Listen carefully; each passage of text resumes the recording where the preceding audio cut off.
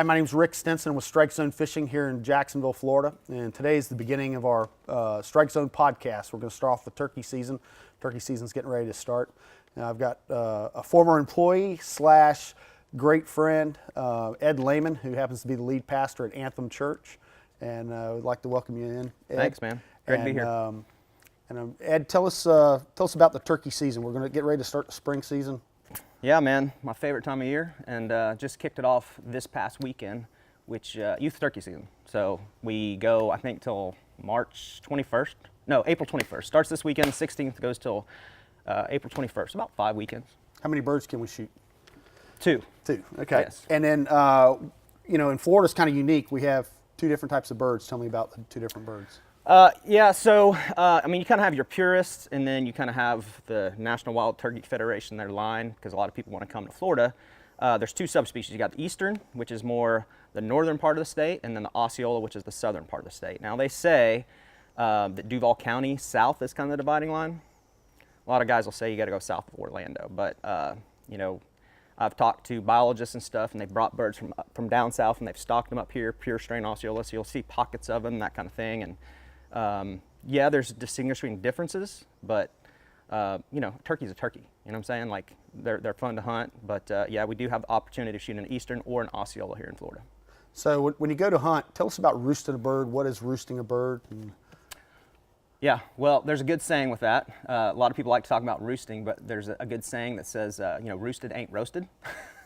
I don't know who came up with that, but it seems to be pretty true. But it can be effective. Actually, I took my daughter out this past weekend, and one of the things that we did is we roosted a bird on Friday night. And, sometimes there's a turkey hunt and sometimes there's a turkey shoot. Well, it turned out to be a turkey shoot for us on Saturday morning because we watched the birds fly up and knew pretty much what trees they were in. Got in there in the morning, had a little blind that we built and everything, slipped in the blind, it was still dark out and everything like that. And, turkeys gobbling all around, a couple calls, the bird flew down and got on the ground, strutted and gobbled and stuff like that, came into the gun in about 20 minutes. Kind of textbook. Textbook, yeah. There again, it was, I put more time into scouting, especially with her. She's 11, getting her out in the woods and stuff like that, and which is fun, but, there's more scouting than hunting on Saturday morning, let's just put it that way. Perfect. So when a bird's in the tree, and say you haven't roosted them, how do you locate them? Yeah, so that's a great point. Sometimes, predominantly birds will gobble in the morning, not every morning. Sometimes you'll be there and you will never hear them make a peep. But in case in point, on Friday night, I'd seen them that morning, heard them, snuck in and kind of got my eyes on where they'd flown down, knew they were at where they were at. It's a little bit of a gamble getting there in that close, but I was able to, knew right where they were at. And so that afternoon, took my daughter in there and we got in the same area kind of early, just sat down, built a little blind and everything like that. And never heard a peep. It was so quiet and so still. And we were just sitting there. And next thing we know, man, here they come walking out. And we watched them fly up in the trees, and they flew down the exact same spot where they flew up that night. So nice. Kind of cool. Like you said, it's textbook. It doesn't always happen that way, but it's great when it happens with your kid. So if you go to a new area, you haven't taken the time to roost them, how does one find the turkeys? How do they know that they're there? Yeah, I'm a big scouting person. So like I said, I will spend a lot of time scouting, just trying to find out where birds are. You can go in the morning and listen to them. You got locator calls and stuff like that.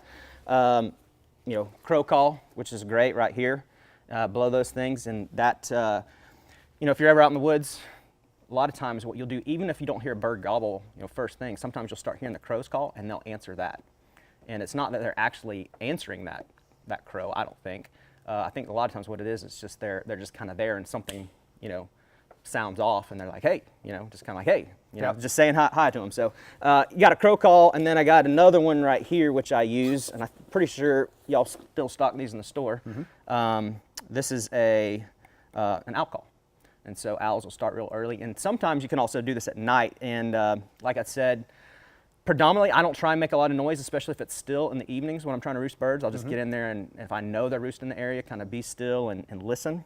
But I have had them answer that before, and it works. In the evening or in the morning? Both. Okay. Yeah, but if I'm in there trying to roost a bird in the evening, Sometimes I'll blow the owl, right, as it's dark, But another thing too, which is real important, if you can get in there, sneak in there, is listen just for wing beats. You can hear a turkey on a still evening, their wings flying up probably 150, 200 yards away. How many different types of locator calls, meaning different species, do guys have? Well, one of the things that got me interested in turkey hunting when I was younger, we had a preacher across the street, and he was a big turkey hunter, and I just remember occasionally he would bring these turkeys home. And this is before I started hunting or anything like that. I started out just duck hunting, squirrel hunting, and things like that. But I used to see these turkeys bringing home, and he used to tell me stories that he had this old Volkswagen Bug, and he would go driving around at the old Nassau Wildlife Management area, which was like 40,000 acres or something. It used to be the whole county. And he used to just go driving down the roads, just blowing his horn, stopping, and that's what they would gobble to. So, they say that all kinds of things can do it, but, crow call, owl call, woodpecker call, goose call. We're starting to see a lot of geese around here flying around and stuff like that. But I've heard them answer all kinds of things. I've had them answer slam to the car door. Yep, that too. And yeah. gobble from that. Yeah, cool. So when you're setting up and you've got your blind built and you kind of have an idea where they're at, what type of calls do you make them? Do you make to have them help them fly down and help them come the direction you're at? Yeah. It kind of depends. If I know that there are, like you said, this past weekend was kind of textbook, but if I'm not as familiar with the area, like let's just say I hear a bird way off and I go and I get in there, I'm not typically going to do a lot of calling when they're in the tree, because sometimes they'll just sit up there in the tree and gobble their heads off, and they expect you to kind of come in there and things like that. So sometimes I'll just do a couple light clucks, something like, I got this crystal call right here, David Haller and Crystal. But I'll just start off, sitting on the ground, and while they're up in the tree, I'm just going to go just a little light cluck, because that's what turkeys are doing. They're just up there, and that's the first thing they'll start doing. Right. And sometimes you might hear some hens. So let's just say that, I'm right here. I got a turkey gobbling. He's 100 yards that way, and then I can hear hens back behind him. Well, if he knows those hens are there, very good opportunity. They're just going to fly straight down, pitch down, and he's going to get with those hens, and they're going to go the other way. So what I'll do is then I might kind of, try and add a little more excitement to him, just kind of say, hey, man, I'm over here. Because at that point, you don't really have much to lose. But typically, I don't want them to gobble up in the tree too much, especially because I hunt a lot of public land. And then you'll sneak in there, and you'll get on them, and then you're going to shoot them. Right. So I don't want that happening. But, yeah, just like little clucks, just like that, just a few. And then you can kind of, and then just real light yelps. And then if they answer, I shut up. They know I'm there. Hens are going a little bit crazier, I might step it up a little bit, especially if I know that they're on the other side. Right. But if they're kind of around and stuff, and I feel like I'm in a good area where they're going to pitch down and, meander, I'm not going to call much until he's on the ground. So case in point, that's kind of what we did on Saturdays. We didn't call much, just a couple times just like that. Birds pitched down. And there were hens kind of over this way, and they pitched down right over here. And once they hit the ground, man, I hit them real hard with like a real excited, like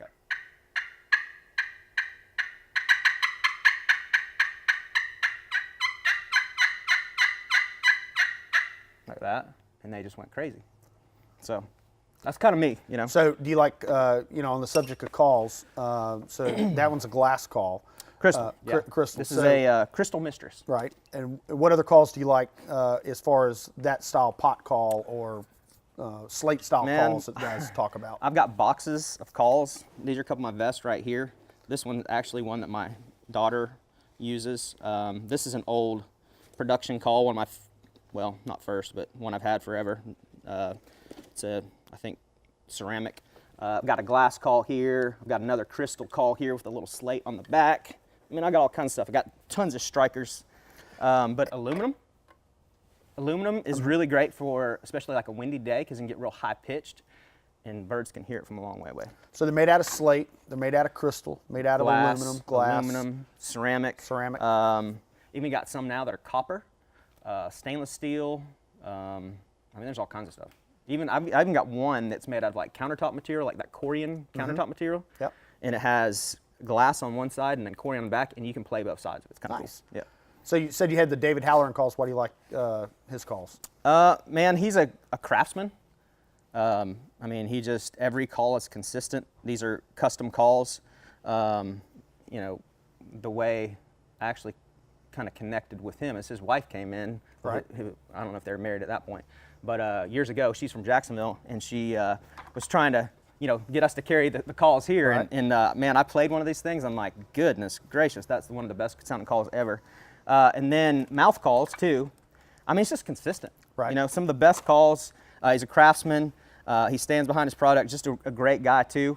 Now, these right here are his box calls, and I don't think you can get these. I think you have to get these through the website. I have several of his custom box calls. Awesome.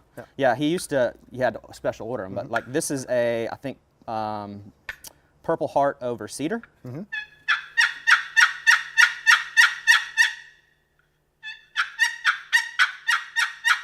Anyway, that's one of his favorites. So if you carry that one in the store, that's a winner. Jumping back to the slates, Yep. so he has different strikers. Do you notice a Yep. difference in the different material of the Yeah. strikers? This is a Purple Heart. This is an Ipe. He makes several different strikers. They're mushroom tip, which I like, and I don't know if you could hear it much, but there's definitely a different sound tone. This one's the Purple Heart. This is the Purple Heart. That was the Ipe. A little higher pitch. Yep. So, yeah, I mean, I carry 5 strikers in my vest because with this one call, you can change the tone and the sound with those 5 strikers. Sound like different birds. Sound like different birds. And you can also do that a little bit by pressure you put on the call and stuff too. But usually I'll carry 2 calls, aluminum, crystal. I like both. Sometimes I carry a slate. Florida just is really wet and moist Yes. and stuff like that. So I will carry a slate more in the afternoon, but in the morning, get you a little lighter right there, and then you can dry out that slate and use it. But the thing is when it's moist, man, you got to constantly condition that thing to get it going. So anyway. Yes, I ran into that last year. Yep. Little tricks, man, little tricks. That's it. How about decoys? Do you use many decoys? I'm more of a, like to get out and chase them, move if I have to, that kind of thing. I mean, it just depends on the situation and stuff like that. But taking the kids, if I'm in an area, and I try not to do too much moving with them, I will set out some decoys with them, but I would say 80% of the turkeys I kill are without decoys. But these right here are great. I haven't used those right here. This is an Avian X. Avian X, Yep. yeah. That's the lay down bird. Yeah, I don't have this one, but I've got a gobbler, a Jake one, and then I have a hen, which is like I think a lookout hen or a breeder hen or something like that. And so I usually put a Jake out and a hen, and so that was a ticket for us. Man, this bird sucked right into those this weekend.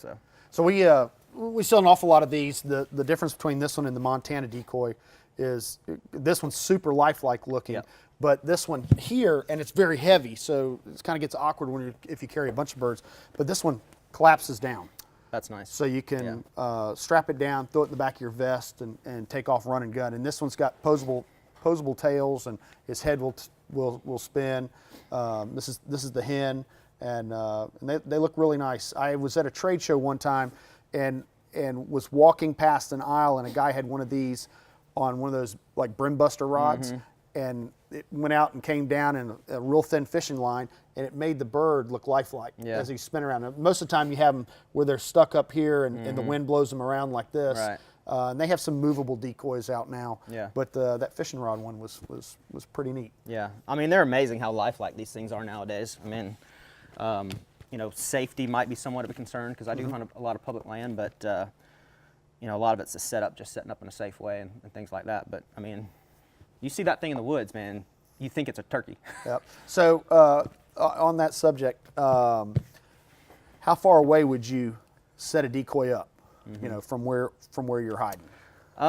Usually, I set a little bit further than I used to. I'm shooting, one of the guns that, with the kids anyway, that I'm shooting right now. This is a little 410, but it shoots tungsten shot, and this thing right here, man, you can shoot one, knock it down with a 410 at 40 yards, no problem. But I usually like to have them about 25 if I can get them to suck into the decoys. Right. About 20, 25, you still have a pretty good pattern. Really, any closer than that, you got to be right on them or you'll miss them. Right. So, but yeah, And about so, 25. So you mentioned a shell, the tungsten. So, I see guys shooting coppers, guys shooting lead, and guys shooting TSS, Yeah. or some heavy shot. Right. What do you like about the tungsten? Well, I mean, it gives you the opportunity to shoot a gun like this. This gun weighs like 3.5 pounds. Now, granted, y'all have a gun that y'all been selling, which I think is production. Steven, what was it? Savage? I have a Stevens M301, and then I've got a TriStar G2 Viper that's 410 pistol grip. But I mean, to carry a gun that weighs that, I mean, I've got this same gun right here, which used to be my go-to turkey gun, and that's a 12 gauge Remington 870, exact same gun. I'll give you $100 for this, by the way, if you want to sell it to me. Never. All right, And you're going down on your price, by the way. I got to keep asking, man. I know. But this gun used to be, but man, feel the difference. Oh, yeah. Like, I think that gun's 8.5 pounds. This gun is 3.5. So, to stick this thing on your shoulder, you barely know it's there. And then my daughter, who's 11, can tote it all day long, no problem. But 410 shooting tungsten, it has the same density as a lead number 5, and it's going to carry that range down range a lot farther. And you can hit a number 9 shot, and 40 yards pattern. I'm putting like 145 pellets in a 10-inch circle. So number 9s. Yep. So in the lead, we were shooting 5s and 6s. Right. So this has the same weight as a 6, I believe. A smaller diameter penetrates a lot better. Yep. So we've been selling a lot of the TSS. So for small gauge, that's what turned me on to it. Now, granted, I got this gun before you could actually buy these. We were hand loading them, and I did it for my kids. Because I started, they were 6 and 7, and I have a 20 gauge, and they were shooting number 6 lead out of it. Right. And you had to have them close. I mean, real close, like 20, 25 yards. But that stuff right there, the TSS, changed the game for small. For small shotguns. Yeah, we noticed last year when we first started carrying the Federal TSS that there's a big movement coming from 10 gauge, 3.5-inch 12 gauge, which what I shoot because I'm not a very good shot, to 12 gauge. Now guys are calling and wanting 20 gauge turkey guns, and we've sold 50 410 turkey guns already this year. Yeah. And it's all because of the ammo. Yeah. Well, like I said, that used to be my go-to gun right there, the 12. Now the only thing I carry is a 20. And I'm actually probably going to start carrying this. The only thing I like is my 20 is a semi-auto. Right. This has one shot. My kids are probably better than me, so I tend to miss. So I like having 3 shells. So they have the single shots, they have the pumps and the semi-auto. You happen to like the semi-auto. I like the semi-auto. Yep. I got a lot of guys that just want the pumps because it's they're for sure it's going to activate. Yeah. With the new guns, don't really have much issue of having a stovepipe or a shell getting caught. How about choke tubes? Tell me about choke tubes. What choke are you shooting? Well, this one, granted, before you could get that Savage, this was I had to have this gun doctored up. I mean, it was a $100 gun, and I spent $200 getting it barrel cut down, having a choke tube put on there, this sight put on, and all that. So now, man, that one that y'all got, it has all that done, and all you have to do is put the sight on it, and you're under $200. I mean, how about a guy that has an 870 or has a 1100 or yeah, I mean, there's a lot of great great chokes out there. Jeb's makes a really great choke. With the TSS, probably want to go a little bit less constriction because it tends to pattern tight. But the TSS, Jeb's makes a great one. Second gun has got a TSS choke on it. This one here? No, the green one. That one? Yep. Oh, gotcha. Yeah. Primos makes a TSS choke specifically. I think they just came out with this year. Primos is owned by Vista. Vista owns Primos and Federal, so they're hand in hand making the choke tubes. That makes sense. But I mean, there's all kinds of aftermarket chokes out there.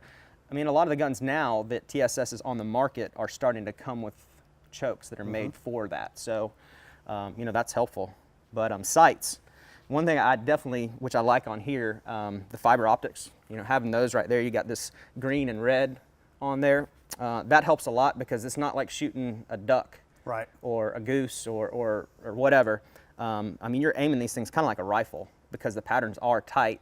And so what you want to do is have these on there. It helps you get your face down there in the stock. Like I said, I've missed a few of them in my time. Right. Get excited, that kind of thing. But So it on your helps. 410, you got like a red dot? I have a red dot, which has that red dot on there. You got to turn it on, and this thing's great for the kids because I tell them, say, just put the red dot on the neck. And the nice thing about this is, you know, like you can have your head back like this. I mean, Right, you know, you move it all around. All you got to do is be able to see through it and get your head.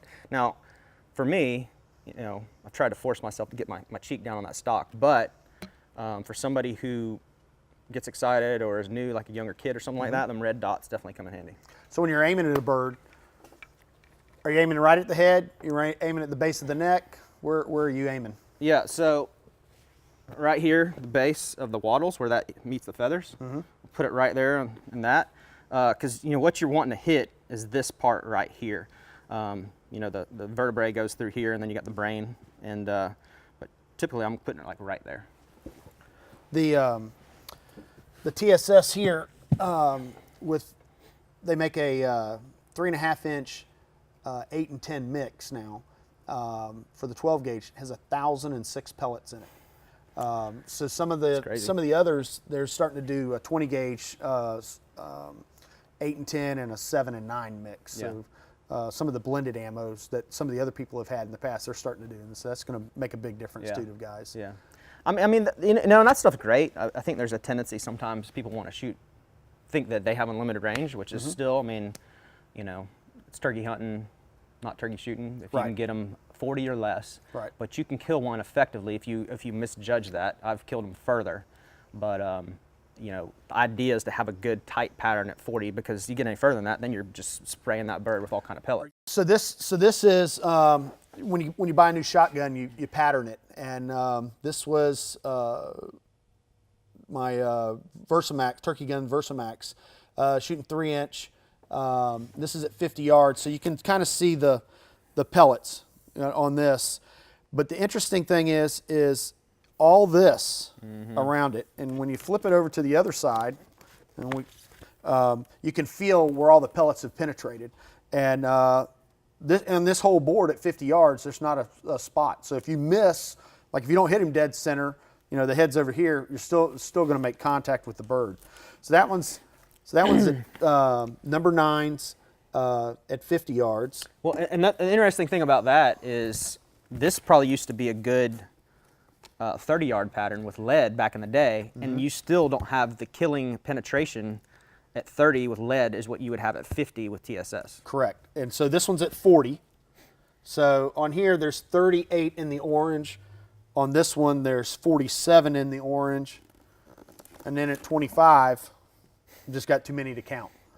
Yeah, you might be shooting his head off with that one. So I know I shot a bird at 12 yards last year and flipped him. You know. Yep. Yeah. And I've shot him before.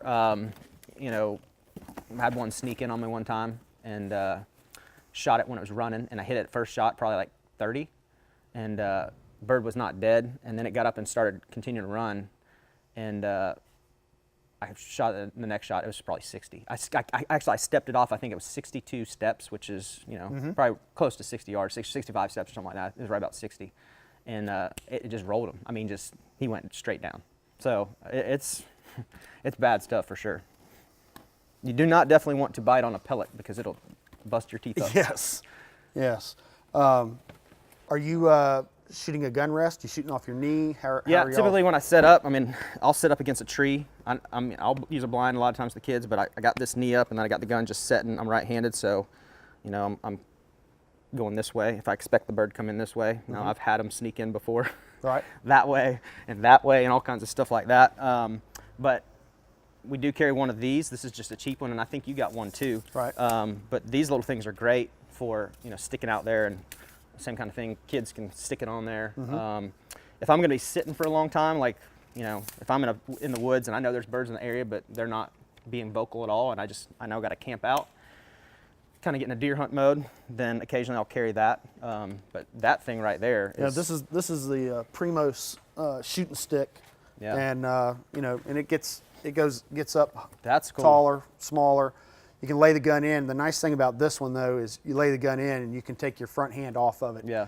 Do the call and go back to the gun. Right. Yeah, that's awesome. Yeah, I mean, I've had them before. The least amount of movement you can get away with, the better. because like I said, I've had them before come in, sneak in, you know, on this side, and then you got a call and you got stuff laying there. And as soon as you go down like this, that bird's right there, and you're like, uh-oh. Yep. And you know, sometimes you get them, sometimes you don't. Some guys are gonna, you know, most of us are gonna shoot a shotgun, but some guys are gonna go, you know, archery hunting. So they're either gonna use a crossbow or a bow. Right. Most guys are not gonna. They're going to try and use their own broadhead that they've been deer hunting with, and some of those are fine, but there's some specialized broadheads that do particular things. You want to tell us something about that?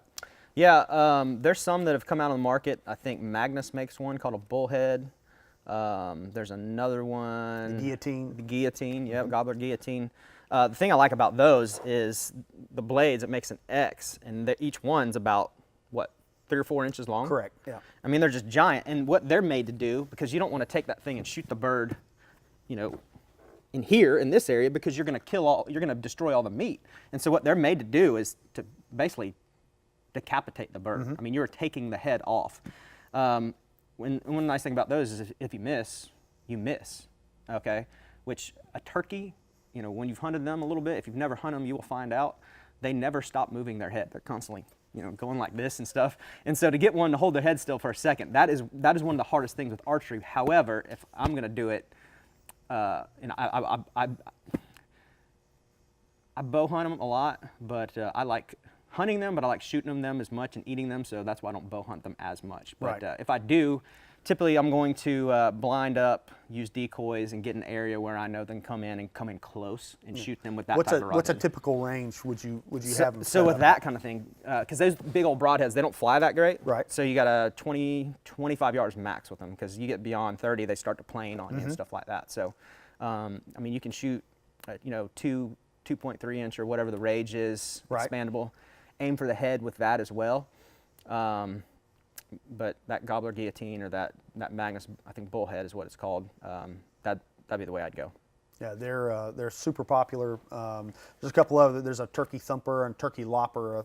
One of them's a body shot one, and the lopper is designed just like the guillotine. Yeah. The blades extend out. It's almost the size of a 4x4 Yeah. end. Right. So when it goes by, it's coming through, and it's just going to slice him. Yeah. And you've shot more bow hunting, because I mean you're the, you know, you've been doing it for longer, but you're typically, where are you aiming?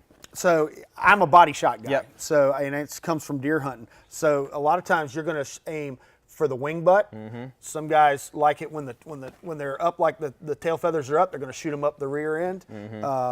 Some guys use the leg as a point of reference. Yeah. And I've got some of my buddies, they're still head shooting them. Yeah. You know, because if they miss them clean. Right. And if they hit them, they're going down right away. And that's where I am. I want to take the head off, because I have shot them before where you hit them and they go down and they're trying to run, but that you broke one leg, you know that bird's hit and you probably got vitals, but he's able to get up in the air and sail away, and it makes it really hard unless you're hunting some open country or fields or something like that. It makes it hard to find So them. for bow hunting, it's really important to shoot them and get after them. Yep. So Yeah, as soon as you right. turn loose and you know you made contact, Yep. you know you got to lay your bow down and get after Yeah. them so you can catch up to them. A lot different ball game than, especially if you're in a blind, which makes it really funny. A guy shoots one with a bow trying to get out of that blind to chase their turkey down, because Yep.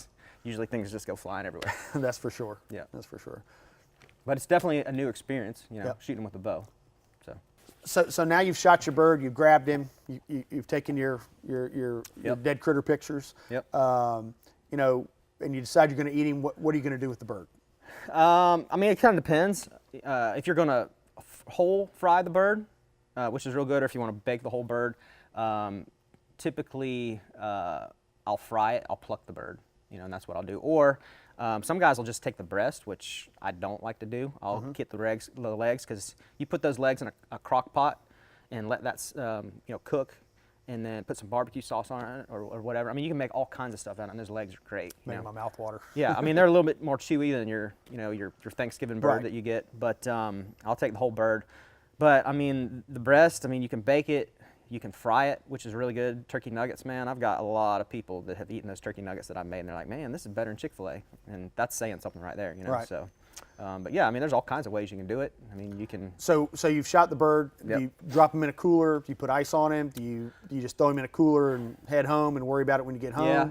Is there a time frame? Yeah, I always trash bag with me, or two, big heavy duty contractor bags, because I'll drop the whole bird in there, and I'll tie that thing up and put them in the cooler, because what I don't want them to do, I like to save the tail fan and the feathers if I'm going to make a cape or get the bird mounted or something like that. I got more tail fans than I can count in my garage, and I continue to still take them just because I love the birds and they're beautiful, or whatever. But you don't want those feathers to get all wet, and so if you're going to do that, put them in the cooler as soon as you can. I don't typically, if I'm going to do that, like gut them or anything like that. Right. I'll save that for cleaning. But sometimes if I can clean them right there, and then I'll take the tail fan off, clip the beard, cut the legs off, which these turkeys don't have legs, right. but taking the breast and the legs, and then pretty much then all you got is some wings. There's really not enough meat on the wings to worry about. I don't. But then you just kind of have the rest of that carcass. So you're out hunting. You get a group of birds coming through. How do you decide which one you want to shoot? If he's strutting and he's got a long beard, he's a good candidate. So are you just looking for the beard that comes out of the chest? Are you trying to see spurs? Or is it just like the total package, or is it just I like that bird? I've never been able to concentrate on spurs, at that point. But if the bird's strutting, that's usually the bird, and I can see he has a long beard. That's the bird that I'm going to key in on, the dominant bird. Right. And I've had opportunities where it's been me and my son, or me and a buddy or something like that, and one of us shoots that dominant bird, and the other bird is kind of just hanging there with him. We'll start to flog him. Right. And then you can get a double that way. So that kind of works. But sometimes if you don't shoot the dominant bird, they just take off. Turkeys are funny like that. So turkeys are judged by what when you're scoring a turkey? Yeah, weight is one of the ways they measure. I think the National Wild Turkey Federation has a formula that you can probably find online. Weight, beard length, and spur length are the three things, and there's a multiplication of the weight times the beard times the spur. So for the spur and the beard length, what would you consider trophy size? I know that's the beauty's in the eye of the beholder. Yeah. I mean, you shoot anything over 1.25 inch spurs, 11-inch beard. I mean, that's a good sized bird. Typically that's going to be a little bit more mature, older bird. I mean, it could be a 3-year-old plus bird. But I would say probably average is 9-10-inch beard with like inch spurs. That's probably a 2 to 3 year old. But anything, it's hard to age them. But anything 1.25 inch plus with 11-inch plus beard, that's trophy. Have you seen many color phase birds? In fact, the birds we were on this weekend, there was a white hen in there, and I was just hoping and praying. I was like, man, if a white gobbler steps out, man, we would kill him and he'd be going on a wall. So, right. But no white gobbler, not yet. Wow. How about multiple bearded birds? Have you seen many of those? I've shot one, and I've been doing it for 30-something years now. I mean, I started when I was really young, and I've shot one double beard in all that time. I've seen other guys and had them shoot them, but I think sometimes you get in an area where genetically they're more common, just not so much. And usually they have a thick one, and then it's multiple little ones. Right. Coming out. Yeah. So I see a lot of guys have vests. Like I have an Eppert's vest that has a chair built into it. So and I see yours has got some pads on there. Are you? I see some guys using chairs. I've got the Wingman chair here from Primos that some guys use, and then there's a little like a flat chair that some guys use. Yeah. What's your preference? Situational. I'm typically, I've got a lot of stuff and lots of pockets in my vest. If I carried everything, I would need 4 vests, all my stuff. But I try and make it not too heavy.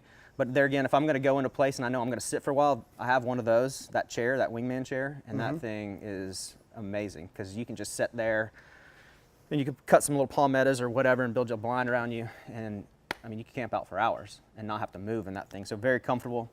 Both of these vests I like. This is a Night and Hail vest. The thing I like about this vest, or both of these, this one's a Cabela's vest, is it has these flip down seats. They're real quick, so when you're walking through the woods, it's going to be up like that. And then when you get down to where you're going to sit, you just pop it down just like that and have a seat. This one is really great for kids and adults because it has lots of adjustment and stuff. Lots Now, of most pockets. people are looking at that and going to think the pad for the seat is to cushion you, but it also serves another purpose, keeping you dry. Yeah, that absolutely. Yeah, because there's times out there like you'll get out there and you call and one's right there and you don't have time and you just hit the deck, that kind of thing. You don't ever think about it. But yeah, if you're sitting out there, definitely. The dew's on the ground, and everything. sure. Everything seems to be wet in the spring in the morning. Yeah, and well, I mean, even if I always typically first thing I do when I sit down, if I have time, is I'm going to take the leaves and I'm going to move them out of the way because you're sitting there and you got a turkey coming in. You move that foot and you hit leaves or sticks or anything like that. But then as soon as you do that, then the ground is all moist underneath those leaves, and so that seat cushion right there. So you get up, you fire on a bird, you hit the bird. Do you jump up and chase after him right away? Are you sitting there waiting? I have had to chase after them. Right. That's a funny story, but yeah. Yeah, I tend to, when I shoot them, I tend to want to jump up and get them. Yeah.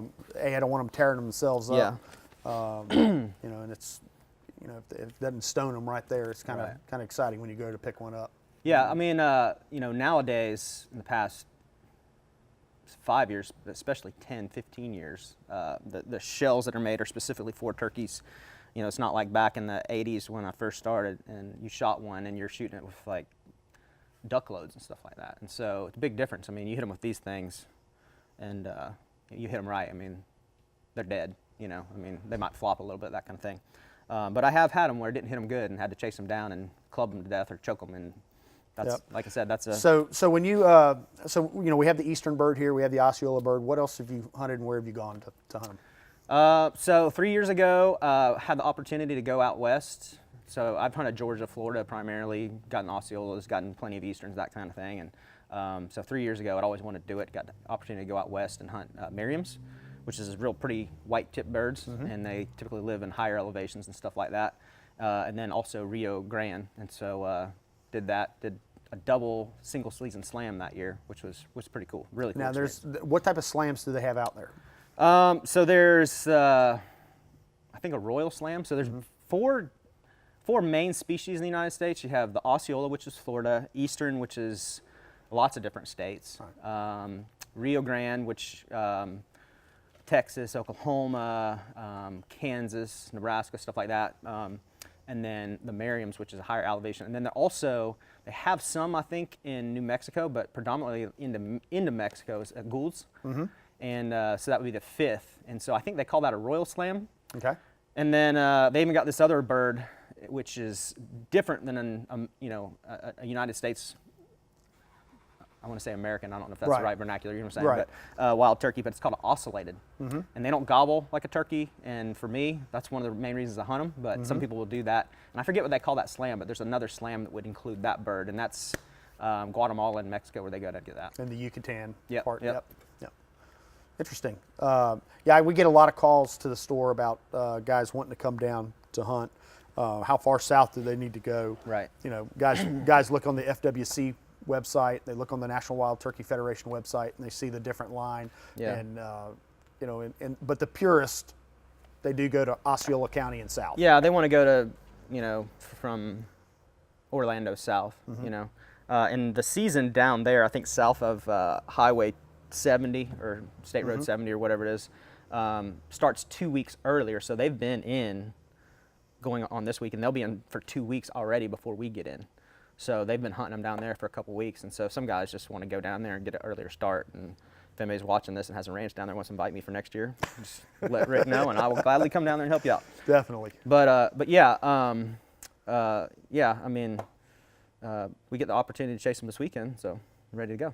Yeah, I think there's a lot of people pretty excited. There'll be a sleepless Friday night for some guys anticipating the season. Fortunately, I got a little bit out of my system last weekend. But. Well, good. Well, Ed, I appreciate you coming by. Yeah, man. Thank you very much. That'll conclude the Strike Zone Fishing first podcast. All the items that we talked about today, you can pick up at Strike Zone Fishing in Jacksonville. We do have 2 locations. One's in Melbourne, Florida. The bigger hunting shop is in Jacksonville. We carry the David Halloran calls. We have the TSS calls. We have all the decoys. We have some of the hunting vests too. So come by and see us at Strike Zone Fishing, and we'll try and get you taken care of. Hey, hey, hey.